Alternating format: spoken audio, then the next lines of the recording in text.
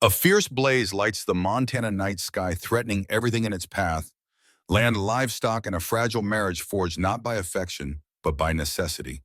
The baron's son charges through the flames to protect the ranch he never asked for, while the scarred woman he's bound to proves she's as daring as any ranch hand. Will this sudden triumph fan the embers of genuine partnership, or reduce both futures to cinders? In these next moments, we'll dig deeper into the hidden alliances, the looming threats, and the unexpected sparks of trust that flare between two people, once forced together for purely business reasons.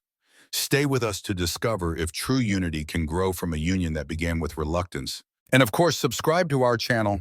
You won't want to miss tomorrow's revelations on how these two defy all odds, in a land that bows to neither man nor love without a fight. Montana Territory, 1879. A place where a man's worth might be tallied in acres of grazing land, the size of his cattle herds, and how well his handshake could crush bone in the sprawling wilds of the Ravenwing Valley. No name stirred as much respect or wariness as Fremont. Their ranch covered a vast swath of rolling grass, dense with prime feeding for thousands of longhorns.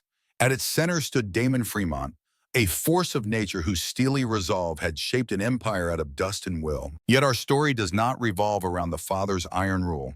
It concerns his only son, a man who had learned to live in the shadow of Damon's aspirations, and the woman forced into a union few believed could flourish in the harsh, unyielding West.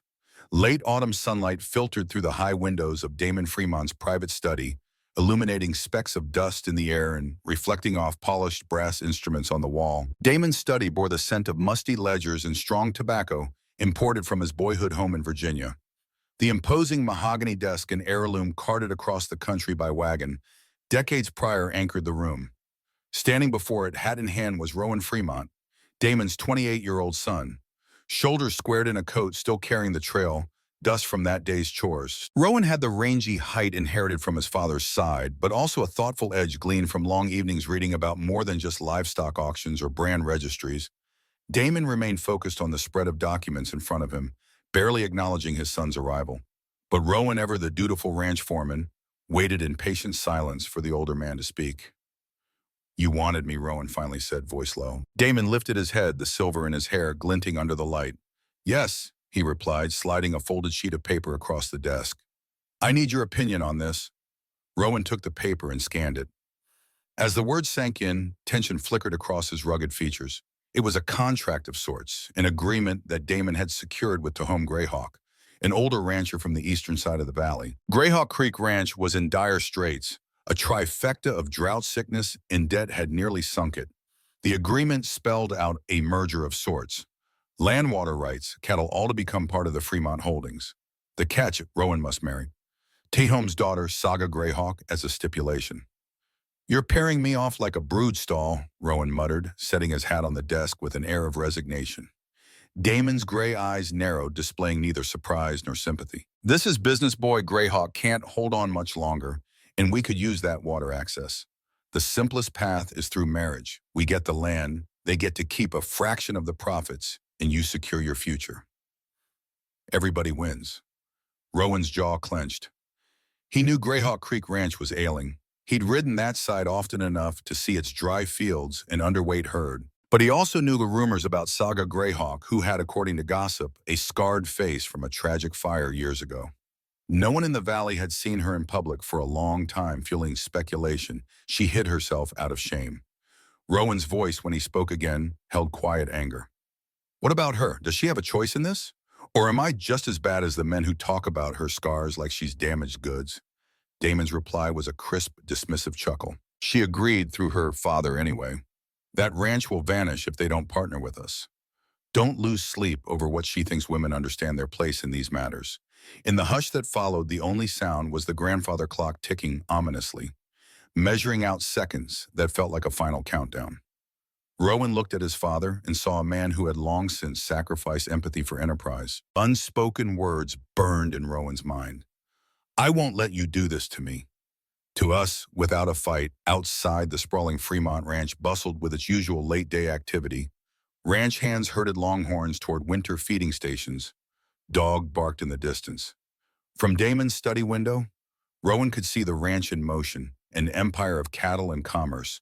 the fruit of Damon's relentless ambition. Yet as Rowan left the house, the setting sun painted the fields in gold that struck him as suddenly hollow. He strode toward the stables, ignoring curious glances from a few men who sensed his mood. Kai, the stable lad, looked up from brushing down a chestnut mare. You need a horse, Mr. Rowan. Rowan gave a curt nod. I'm riding out. Saddle up the roan for me. Kai recognized the tension in Rowan's voice and hopped to it without questions. Soon Rowan was atop the roan, galloping past the outer corrals and into open country. His destination lay high on the northern ridge, a windswept hill overlooking the entire valley. Only from up there could Rowan gather his wits away from the weight of Damon's dominion. The roan's hooves thundered across sun-baked earth, the dying sunlight casting Rowan's elongated shadow across the rolling hills. He spurred faster, as though outrunning the contract in his pocket that spelled out a loveless union. At the ridge's crest, he dismounted, letting the roan catch her breath. Wind tugged at his coat, and he stood at the brink of an overlook that revealed the patchwork of ranch lands below Fremont territory, stretched westward, fenced and branded by his father's will. To the east, beyond a gently winding creek, lay the more modest spread of Greyhawk Creek Ranch. A single dirt road, seldom used, led there. Rowan had glimpsed it often, but never paid more than passing notice. Now it defined his future. He stared at the squat rooftops in the distance. The main house was hardly more than a large cabin, they said, a place that had once been well kept, overshadowed, now by a rumored tragedy that left Tahoma Greyhawk's daughter disfigured. Saga Greyhawk. The name lingered in Rowan's mind, conjuring half-remembered impressions of a quiet figure in a dark shawl at some long-ago harvest festival. Then she vanished from public view.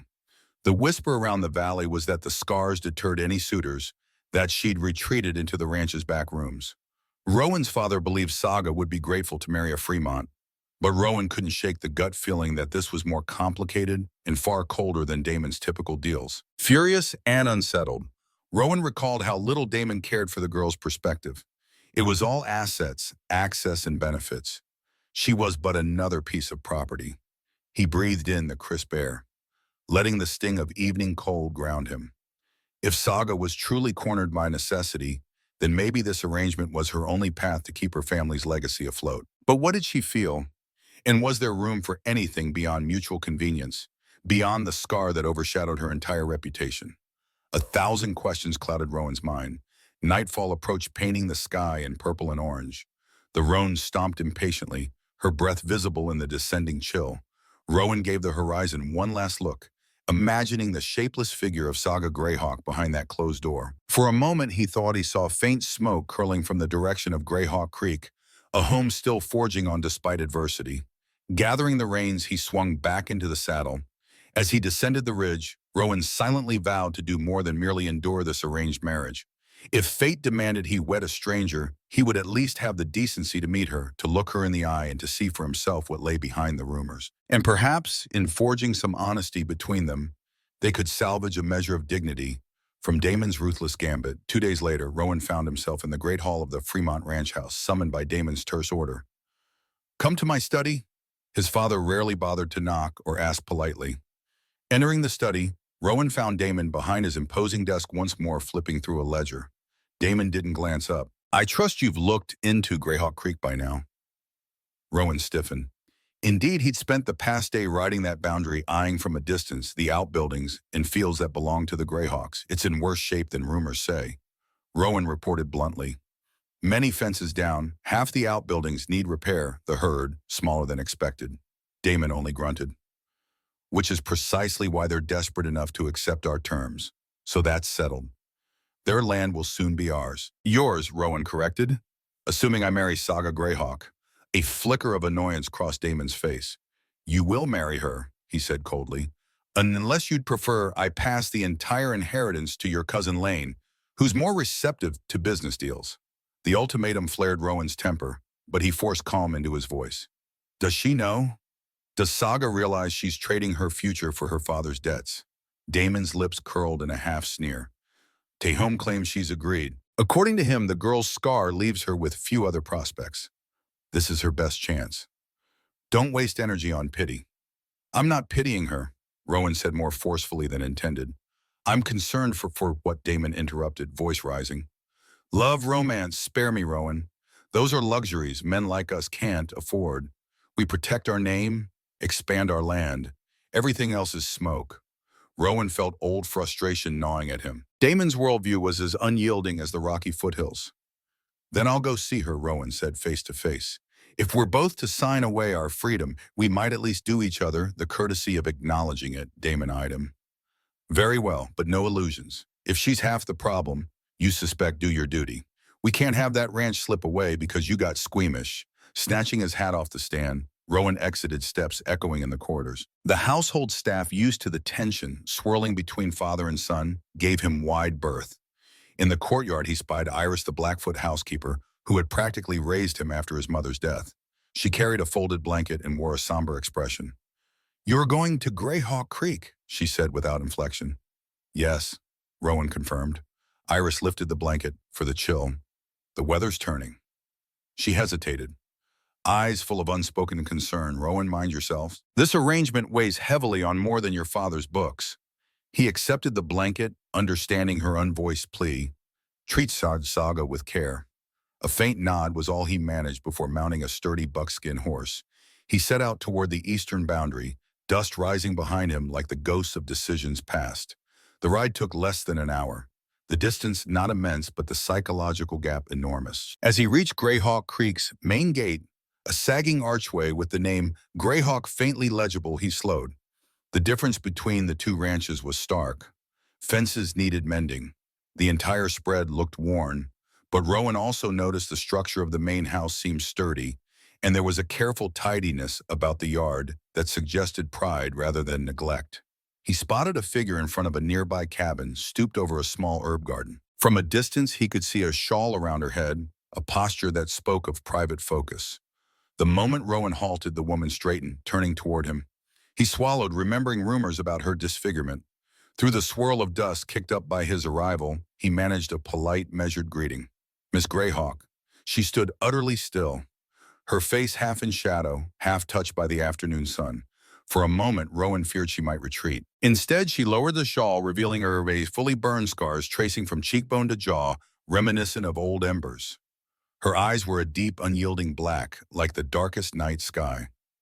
Silence fell thick as the hush before a thunderstorm. "You're Rowan Fremont," she said at last, voice surprisingly even. He inclined his head. "And you're Saga Greyhawk, I presume." Her expression shifted slightly at that, something akin to wry amusement flickering in her eyes. "So we meet the two pieces of a contract." The bluntness of her statement caught him off guard, yet he felt relieved by her directness. Perhaps she wasn't the broken, timid soul so many claimed. "I came—" Rowan began but paused, uncertain how to articulate that he wanted to see her for more than the land. "I thought we should speak before the ceremony." Saga's lips curved in a bitter half-smile. "Yes. The ceremony that merges your father's empire with our battered homestead. Why see me now? Curiosity, scruples. You already know the arrangement." Rowan dismounted, keeping a respectful distance, "Because we're people, not pawns, no matter what others might think." The tension in the air thickened as she studied him, one hand clutching the edge of the shawl. "Well, Mr. Fremont," she said quietly, "that's more decency than I expected." Saga's shawl slipped a fraction, exposing the healed ridges across her right cheek. Rowan forced himself not to stare at the scars, though he found them less shocking than he had imagined. Instead of horror, he felt only a faint ache of compassion for what she must have endured. Yet her eyes were unwavering, keenly measuring his reaction. "Shall we stand here like two strangers at a funeral?" she asked, voice tinged with sardonic humor. "Or do you wish to come inside?" Rowan inclined his head. "I'd appreciate somewhere we can speak without half the valley gawking," he replied, noticing one or two ranch hands pausing at a distance to watch. She nodded, leading him to the modest cabin's front step. The interior was simple but tidy, the walls decorated with woven tapestries and shelves of books.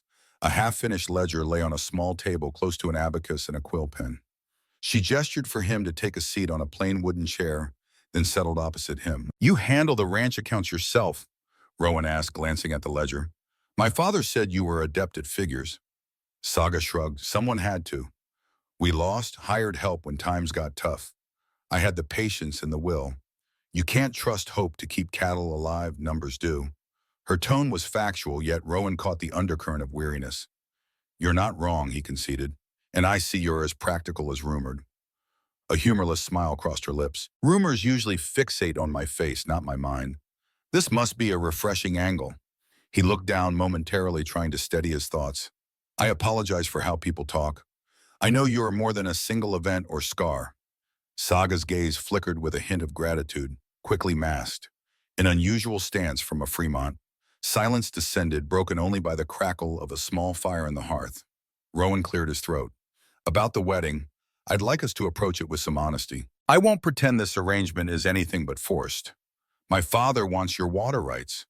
Your father wants salvation for Greyhawk Creek. They used us as the bond.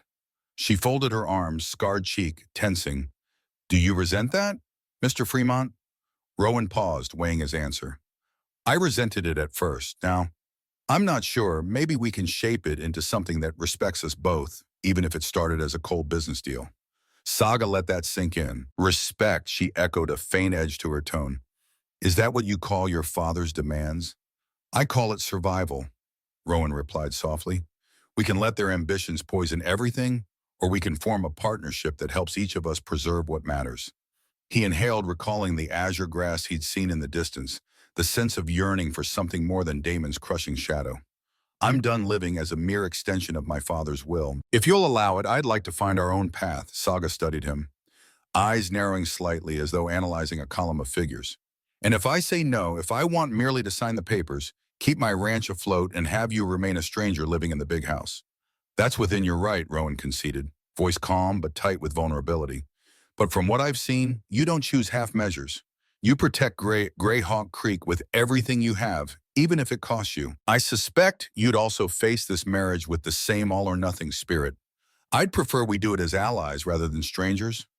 A flicker of conflict crossed her face, her unscarred cheek flushing slightly. Allies, she repeated as though tasting the word. I have no illusions about romance, Mr. Fremont. My father sold me and yours bought me. The best I can hope for is decency. Rowan's throat constricted. Then decency we shall strive for, and maybe more if fate allows. He rose, not wishing to overstay. She stood as well, the difference in their heights evident. She was not tall, but there was a quiet regality to her posture. That's enough for now, she said, her tone softer than before. We each have tasks to finalize. 2 weeks from now, the contract becomes law, and we become one family in the eyes of the territory. Rowan finished an echo of some older vows language. She nodded, a shadow crossing her features. Let us both pray in our own ways. It proves more than just law. He offered a polite tip of his head, stepping toward the door. Before exiting, he paused. Saga Aigi. Her eyes flicked up. Yes. He almost told her he found her face less scarred than rumored, more compelling than any so-called beauty he had encountered. But the words felt unready.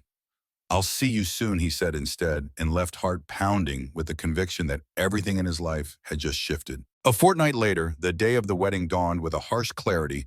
Only Montana's fall skies could produce crisp air, that's the lungs, while the broad valley sprawled under brilliant sunshine.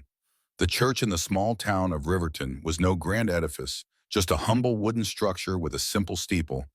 Yet it bustled with more excitement than it had seen in ages. Locals packed the pews, eager to witness the union of the Fremont and Greyhawk names, two families whose fortunes had shaped the valley's history for decades. Rowan stood in a cramped side room, adjusting his coat. For what felt like the 100th time, hair slicked neatly back, a concession to the ceremony's formality. Damon Fremont lingered behind him, scanning a piece of parchment, presumably confirming the final property transfer. All is in order, Damon declared, voice brimming with triumph. By this afternoon, Greyhawk Creek merges into Fremont territory. Rowan tamped down a surge of resentment, reminding himself that the woman about to walk down the aisle was more than a footnote in land acquisition. Where's to home, Greyhawk, he asked. Damon gave a dismissive shrug, likely ensuring his daughter's presentable or moping about what could have been. Don't fret, he'll bring Saga. The man can't afford not to. A flicker of anger passed through Rowan's eyes, but he swallowed his retort.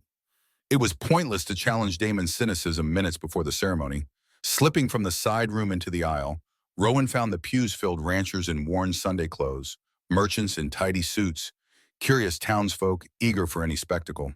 He noticed a group who must be Greyhawk's neighbors' faces drawn with worry, but also a glimmer of hope. He wondered whether they saw him as a villain or a savior. At the front of the church, the minister gave a polite nod. Rowan took his place by the altar, the simple ring heavy in his pocket. In a hush, the organ music began, a borrowed volunteer from a distant parish, pressing keys with solemn devotion. Heads turned toward the church doors. Rowan inhaled sharply as Saga Greyhawk appeared on her father's arm, wearing a gown of muted lilac.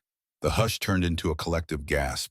Her facial scars were uncovered, no veil obscuring them. She faced the room without apology, shoulders squared, eyes steady. Rowan felt a surge of admiration. She was essentially telling the entire valley, I hide nothing. Tehom wore the expression of a man resigned to necessity, yet his posture told Rowan he was proud of his daughter. When Saga reached the altar, the hush quivered into an even deeper silence. Rowan extended his hand, mindful not to flinch from the scarred side of her face. She placed her hand in his cool fingers, a slight tremor. No more than the usual nerves, the minister cleared his throat, launching into the formalities. Dearly beloved, we gather in the sight of God. Rowan barely heard the words.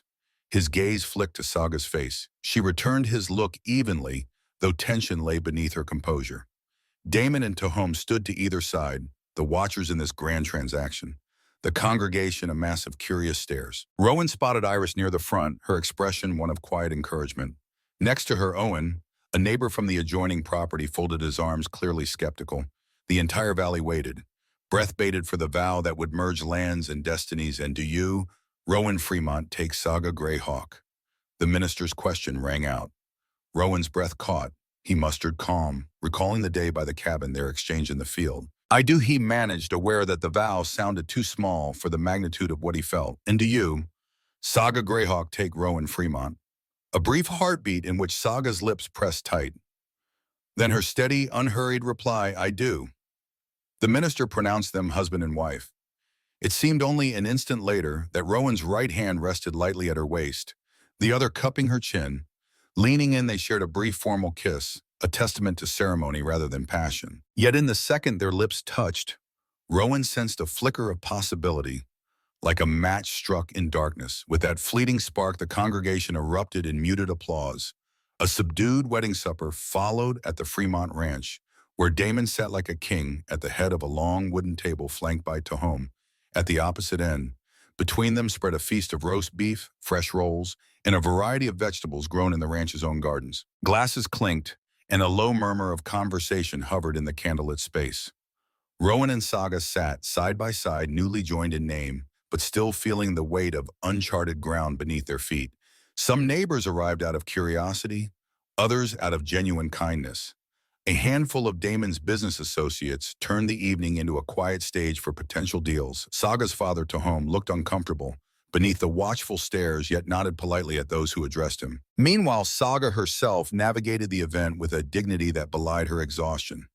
She answered prying queries about Greyhawk Creek with curt, polite statements, never once betraying the tension of her new status as Mrs. Fremont. Rowan, for his part, introduced her simply as his wife, not elaborating on the ranch or the so-called scar. He sensed her gratitude. The entire day had tested them both, from the vow itself to the challenge of forging a personal connection in a room full of onlookers. Partway through the meal, Damon rose, tapping a spoon against his wineglass. Conversation hushed as all eyes turned to the patriarch. He offered a short speech about uniting two families, praising Rowan for following in the Fremont tradition of forging strong alliances. Tehom's face twitched at the backhanded reference to an alliance that had been forced upon him. Saga, expression unreadable, kept her focus on the tablecloth. Rowan's jaw tightened as Damon extolled the bright future for the entire valley, now that Greyhawk Creek had joined the Fremont domain. When Damon said, a brief smattering of applause rippled through the guests. Rowan exhaled in relief, only to realize Saga had stood up. She placed her napkin aside, drawing the entire room's attention. More than one person gasped softly, for the full outline of her scars was visible in the flickering lamplight. I wish to thank you all for attending. Saga began. Her voice was calm, pitched to reach each corner of the room. This union wasn't my choice nor Rowan's, but we intend to honor it. My father taught me that a woman can preserve dignity even in adversity. I plan to do just that. Rowan watched her with admiration, ignoring Damon's faint scowl. Saga turned a deliberate gaze across the assembled faces. Merchants, ranchers, minor officials. Greyhawk Creek has endured fires, drought, and hardships. Now, by forging a bond with the Fremont name, we hope to preserve not only our land, but the traditions our family cherishes. She paused, dark eyes flicking briefly to Rowan. Some here see only the scar on my face or the signature on a contract I ask you to see. Beyond that, there's a deeper worth we can build together if we choose. A hush followed more profound than any polite applause. Emotions flitted across the onlookers. Curiosity, discomfort, perhaps a grudging respect. Then Saga resumed her seat, ignoring the swirling tension. Rowan placed a light hand on her shoulder, a silent acknowledgement that he stood with her. Her posture relaxed fractionally. The meal ended soon after some guests left quickly, unsure how to handle the bride's forthright manner. Others lingered, offering stilted congratulations. Damon retreated to his study, presumably to finalize the property's merger details. Tahom, stiff-backed, departed with quiet dignity. By the time Rowan escorted Saga upstairs to the guest suite that had been hastily designated theirs, only a faint glow of lanterns remained in the halls. Once behind the closed door, they faced the reality of a wedding night, forged by necessity rather than choice. The suite was spacious but felt foreign. Saga's gaze swept across the furnishings. A large bed draped in quilts, a writing desk, a dusty mirror in the corner. Rowan stood beside her, removing his tie with nervous fingers. The hush between them thrummed with possibility and caution. Finally, Saga broke the silence. We have to find a way to live under the same roof, even if we remain strangers. Rowan exhaled softly, stepping closer so their conversation could remain quiet. I don't want us to be strangers, but I understand we need time. Her hand brushed the scar along her cheek, a gesture of reflex. Time, yes, and respect. She inhaled, meeting his gaze. I won't be a pawn in your father's empire, nor in any man's illusions. Rowan nodded empathy. Rising, we share that view. I've lived under Damon's illusions enough for a lifetime. He paused, fiddling with a cufflink, then mustered the courage to add, if you'd be more comfortable, you can take the bed. I'll sleep in the side room or on the sofa. A shadow of relief crossed her face. Thank you, she murmured. For now, that arrangement seemed best. Ties or no ties, they were both exhausted hearts, still pounding from the day's clash of formality and personal conflict. At the suite's threshold, Rowan hesitated. If you need anything extra, blankets? Water? Just knock. Saga nodded, expression unreadable. Good night, Rowan. He felt an unexpected warmth hearing her use his first name. Good night, Saga. He left the door clicking shut behind him and found himself in the adjoining lounge area, a single sofa and small table. Sleep wouldn't come easily after a day that had rearranged his world. Sitting down, he ran a hand over his face, replaying her speech at the table.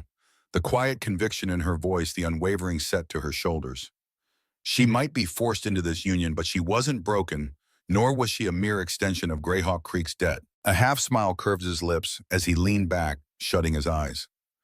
Maybe, just maybe, they could build something real out of the wreckage of Damon's manipulations. One thing was clear. They would face that future not as victim and conqueror, but as two individuals forging their own partnership, even as the rest of the valley watched with bated breath. Dawn arrived with frosty calm, painting the ranch in muted shades of gray. Rowan woke on the sofa, shoulders stiff, but mind snapping to awareness. He had told Saga they'd begin merging ranch operations soon. Long days of bridging the gap between Greyhawk Creek's battered fields and Fremont's formidable resources. Today, the day after their wedding, would be no honeymoon. He straightened his rumpled shirt, then took a slow breath before gently tapping on the bedroom door. Saga. A moment passed. Footsteps approached. The door cracked open, revealing her hair loosely braided down one side.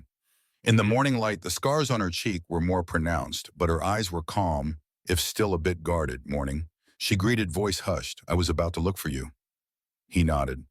We have a full day.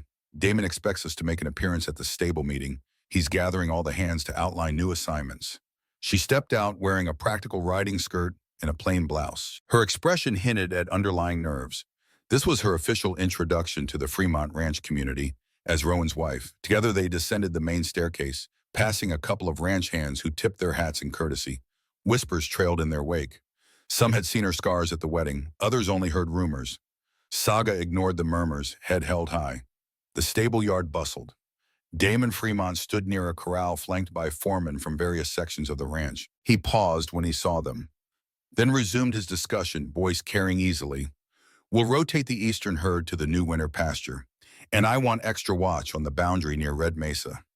Highcliff mining has started sniffing around that side or so, my sources say. Mention of Highcliff mining set Rowan's jaw on edge. He recalled how that operation had been rumored to sabotage smaller ranches in pursuit of water rights or potential mineral veins. The newly merged Greyhawk Fremont Holdings might be a tempting target. Damon spotted Rowan and Saga beckoning them over. The cluster of ranch hands made space, some curiosity flickering across their faces. Damon's gaze flicked dismissively over Saga's scar, addressing Rowan with crisp efficiency. You can handle any Greyhawk stock relocations as needed. But first we must see that the southwestern lines remain secure. Rowan stood straighter. Actually, Father Saga and I intend to integrate the Greyhawk breeding stock first. They're behind on winter prep. The southwestern lines can wait a day or two. Damon's eyes narrowed slightly. I see you're eager to flex your new authority. Fine, but keep it efficient. No acknowledgement was made of Saga's presence, not a single direct question or greeting. She caught Rowan's eye, giving an almost imperceptible nod that said, I'm used to being disregarded. Rowan's frustration simmered, but he kept his composure, turning to the assembled ranch hands. All right, men, we'll need half a dozen to help drive the Greyhawk herd, with feed checks and branding records. The rest stick to Southwestern Line Patrol, as directed by Damon. One of the older cowboys, a weathered man named Ed, grumbled softly. Since when do we take orders from the new bride? Another man elbowed him, whispering, careful, she's part of the family now. Rowan heard it but pretended not to, while Saga held her ground, expression betraying no offense. Once the men dispersed to retrieve their horses, Damon turned to Saga for the first time that morning. Your father still lodging at Greyhawk Creek? He asked bluntly. Yes, Saga replied with matching bluntness. He'll join the branding tomorrow. Damon gave a short nod, offering no further remarks, then stepped away to handle other tasks. Alone again? Rowan exhaled. He's never been one for warm welcomes, he muttered. Saga raised an eyebrow. I noticed. The corner of her mouth quirked a half smile that held a semblance of humor, despite everything. Shall we go, Mr. Fremont? He touched her elbow lightly, guiding her toward the stable. I prefer you call me Rowan, he reminded her. Her eyes flicked to him, a subtle acknowledgement that yes, they were forging something beyond mere formality. Then Rowan it is, she said, stepping into the stable shadows. They each saddled a horse, Saga choosing a nimble bay mare while Rowan picked a sturdy roan. A small group of ranch hands formed up behind them. Some displayed frank curiosity about Saga. Others seemed apprehensive about a newcomer, especially one rumored to hold partial control of the ranch. Rowan felt the weight of unspoken judgments, but also a growing sense of determination. He and Saga would prove to these men that the Greyhawk name wasn't a liability, and that her scar carried no reflection on her competence. Leading the group from the yard, Rowan and Saga headed toward the boundary that now joined the Fremont Ranch to Greyhawk Creek. The morning sun rose higher, illuminating fresh hope or deepening shadow, depending on one's perspective. For Rowan, the brilliance seemed to light a new path, and Saga's posture suggested she too felt a stirring of possibility.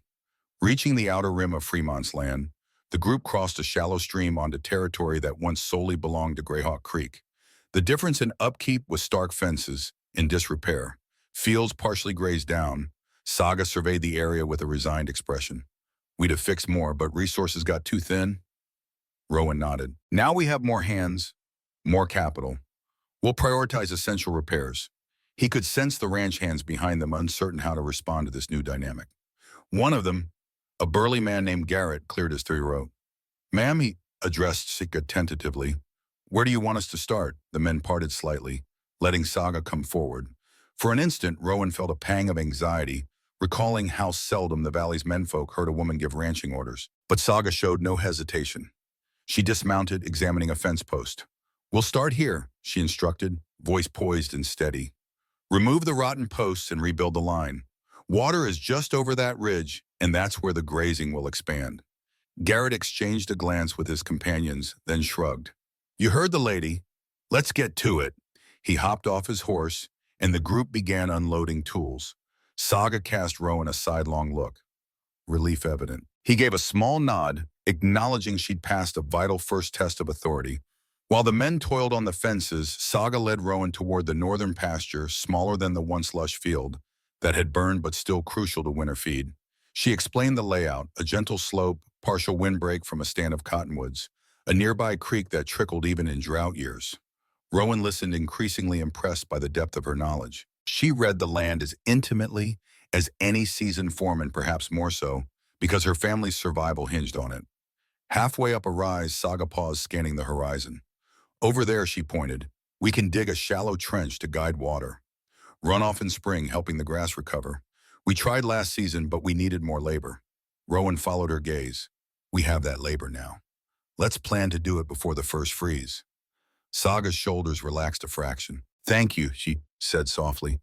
You didn't have to support me like this. The arrangement only demands you merge the properties, not invest time in my father's battered ranch. Rowan forced a gentle smile. It's our ranch now, not just your father's. A subtle quiver touched her lips. You know how many men would just annex it and ignore me completely? I'm not them, he replied simply. The wind tousled her hair, revealing an extra ridge of scar near her temple, which she made no move to hide. In that unguarded moment, he saw vulnerability and resolve coexisting, and it stirred something deeper than mere pity. They returned to find the ranch hands finishing the fence line's repairs, sweat-soaked but efficient. Saga's presence seemed to spur them on with a quiet sense of purpose. Rowan recognized it as the beginning of an alliance more powerful than Damon's contract men, respecting a leader who knew what needed doing. Soon after the group disbanded for a midday break, Rowan and Saga found shade beneath a solitary juniper tree by the creek. He offered her a canteen, then rummaged in a saddlebag for bread and salted beef. They ate in companionable silence, the closeness of the moment, striking Rowan as surprisingly intimate. Only yesterday they'd exchanged vows in front of half the valley. Now they shared bread on scorched land, forging a partnership out of necessity, but also out of a growing sense of mutual respect. Do you regret it yet? Saga asked quietly, a voice carrying only to his ears as the men were well out of earshot. This marriage, I mean. Tying your future to a ranch scarred inside and out. Rowan's eyes flicked over the landscape. I regret we're forced by events beyond our control, but not the choice to stand beside you. I think we're more alike than we realized, trying to salvage what matters in a world that devours the weak. A flicker of a half-smile crossed her lips, alike. Yes, but you're used to a stronger hand of cards. Mr. Fremont? She tested the words. Mr. Fremont. She had used his name once as though resentful, yet now it held a note of cautious warmth. All I have is ghost grass, memories, scarred buildings, and limited feed. You have knowledge, Rowan countered, and resilience. I'd wager we can do a lot with those. He paused, shifting uncertainly. We also have each other if we choose. The air between them felt charged, but Saga turned her gaze to the creek, swirling water, reflecting sunlight. That remains to be seen, she said softly but without finality. News of Rowan and Saga's determined efforts to rebuild Greyhawk Creek spread quickly through the valley. Within a week of the wedding, they had organized fence repairs, overseen a partial cattle drive, and begun reseeding areas scorched by an earlier suspicious fire. Meanwhile, Damon monitored from a distance, neither offering direct interference nor openly congratulating them. He was too busy fending off inquiries from Highcliff Mining, an aggressive outfit rumored to sabotage vulnerable ranches. Highcliff's repeated attempts to purchase adjacent properties had ignited quiet alarm among established landowners. Despite the valley's swirling tension, Rowan found an unexpected sense of purpose working alongside Saga. Their days began at dawn, reviewing ledgers, planning tasks, and ended after dark with quiet conversations about feed rotations and water shares. In each exchange, barriers slowly eroded. Saga's stony composure revealed glimpses of humor. Rowan's stoic front melted when discussing real solutions for real problems. One evening, the two sat on Greyhawk Creek's front porch, the sky streaked with pink and orange. Rowan studied his surroundings. The porch needed new planks, the windows needed sealing, but it felt more like a home than the vast Fremont ranch house had in years. Saga cradled a cup of tea, her gaze distant. I used to dream of leaving this place, she admitted softly. Before the fire, I thought I'd go east to study, then everything changed. Rowan listened intently, and now she exhaled her breath, visible in the cool twilight. Now I want to save what remains. Perhaps part of me also longs for more, but I can't abandon Father, and I can't let Highcliff swallow us whole. She glanced at Rowan, a flash of vulnerability in her eyes. Your father's arrangement might be the best chance I'll get, so I'm making the most of it. His chest tightened at her mention of Damon the puppet master behind their union. I want you to have more than a forced arrangement. You deserve genuine respect, maybe even a real partnership. Saga studied him, the old scar pulling faintly at one corner of her mouth. Respect is a start. What about your father's pride? Will he share influence with me? Once Greyhawk Creek is fully merged? Rowan hesitated. Damon shares nothing easily. But I'm not Damon, and the official contract states you retain operational oversight of Greyhawk land. He gave a lopsided grin. He can't fight every detail in writing. Her lips twitched, almost smiling. Contracts do hold him in check. Then good, because I won't let my father's legacy vanish into a footnote of the Fremont Empire. She sipped her tea, then quietly added, nor do I want to vanish from your life as a silent partner. He reached out tentatively, laying a hand over hers. She didn't pull away, though tension rippled in her posture. You won't vanish, Saga. Not while I have a say. We might have begun as strangers forced to share a name, but we can shape how this ends. Their conversation ended abruptly when Iris arrived, having ridden over from the Fremont ranch with a message. Out of breath, she said, I came as quick as I could. Word is that High Cliff men were spotted near the gorge. Some say they plan a land grab or sabotage tonight. Damon wants you, Rowan, to gather riders. Saga tensed, exchanging a worried look with Rowan. The threat was immediate and dangerous. High Cliff, known for underhanded tactics, might test the Fremont Greyhawk alliance, hoping to catch them unprepared. Rowan rose, frustration and readiness warring in his chest. We can't let them do to others what they tried here. Saga stood as well, setting aside her teacup. I'll come too. We protect more than just your father's holdings now. Everyone who stands in High Cliff's path is at risk. Iris's face reflected concern.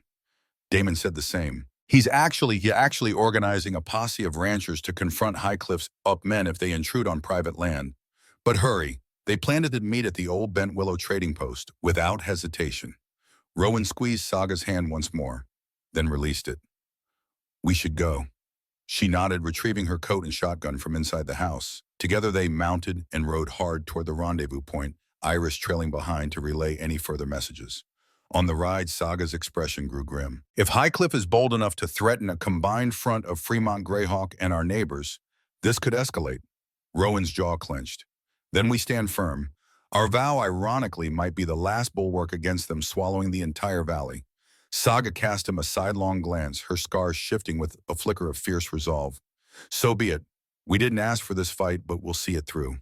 The sunset flared in violent reds as they crested a ridge, forging ahead into the unknown. Despite everything, Damon's orchestrations, High Cliff's looming menace, the fresh ache of burdens, they rode side by side, a union, tested by a threat bigger than either could handle alone. They arrived at the Bent Willow trading post to find a gathering of ranchers, including Damon Fremont and Tahome Greyhawk, facing down a small group of men wearing yellow kerchiefs, the unofficial badge of High Cliff Mining's hired enforcers.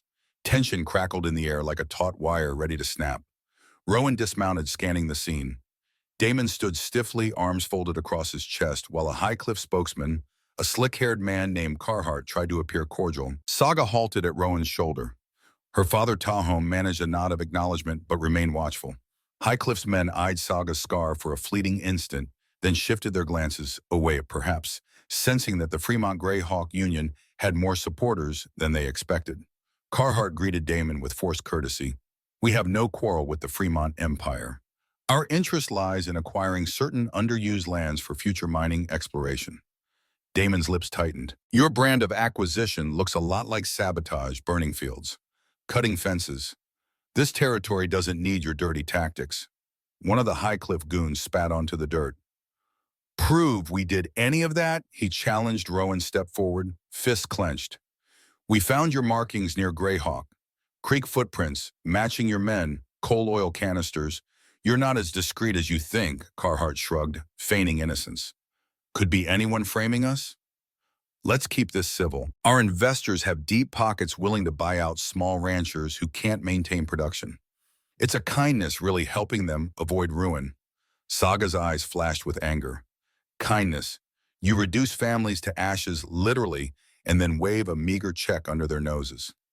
You pick off the vulnerable first. We've seen your methods. A murmur of agreement rose from the assembled ranchers. Joseph White Feather, standing near the back, called out, We're not selling. Not to you. Not to anyone who sets fires as a bargaining chip. High Cliff men scowled, their posture hinting at an urge for violence, but the presence of so many armed ranchers made them cautious. Damon spoke then, his voice carrying a note of finality. I don't care how big your investors are or how many brutes you hire. This valley stands together. We may have fought each other in the past, but we won't stand aside while you turn our land into a blasted mining field." He glanced at Rowan and Saga, letting the crowd see the union. The Fremonts and Greyhawks are merged now. Any move against them is a move against all of us. Carhart's forced smirk faltered at the solidarity on display.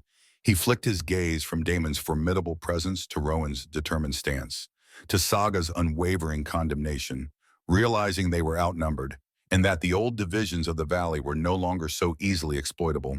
The Highcliff men muttered among themselves. "Let's go," Carhart finally said, voice tight. "We're not wanted here."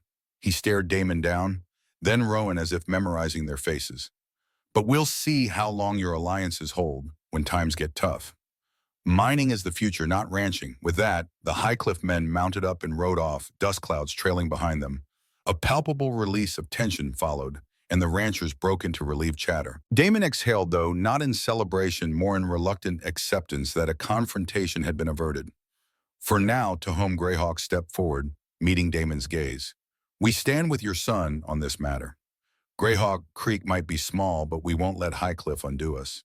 Damon offered a curt nod, some flicker of reluctant respect in his eyes. "Then let's see that unity isn't just talk." Saga closed her eyes briefly, a relief crossing her features. Rowan placed a reassuring hand on her shoulder, giving it a light squeeze.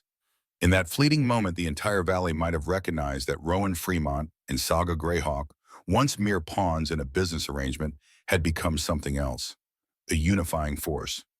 Later, as the crowd dispersed, Rowan found Damon leaning against a hitching post, arms crossed. "You didn't embarrass me," Damon said flatly. "Or yourself." Rowan raised an eyebrow, acknowledging the backhanded compliment. "Saga and I won't let Highcliff pick us off," he responded. Damon's mouth twitched in something akin to approval. "Do what you must, son. Just remember the Fremont name stands or falls on results. If you produce them, I won't stand in your way." That night, the new couple, still only days into marriage, rode back to Greyhawk Creek. Under a sky awash with stars, they said little, the hush of the plains embracing them. When they finally reached the ranch house, Rowan helped Saga dismount. The door was lit by a single lantern, beckoning them into a place that was becoming a shared sanctuary. Inside, Saga removed her coat, half turning, so Rowan could see the wariness behind her composure. The day had tested her deeply, forcing her to confront the men who threatened her land and once overshadowed her father. But the synergy they had found with Rowan gave her a resilience even she hadn't known she possessed. Rowan set down his hat. "We made progress," he said simply. "A small step, but you stood strong, Saga."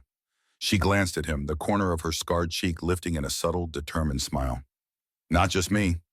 Us in that exchange, unspoken as it was, they realized Damon's contract had birthed something beyond anyone's anticipation, a marriage forged of adversity and respect. Each battle spurring them toward an interdependence no one had foreseen. Perhaps tomorrow would bring more challenges? Highcliff's threats, Damon's unrelenting drive, the valley's lingering prejudices. But for now, they had tonight their new bond, and the promise that together they might endure what the West had yet to unleash. Reflecting on Rowan and Saga's journey, it's clear their initial resentment and shared hardship formed the very bedrock of their alliance.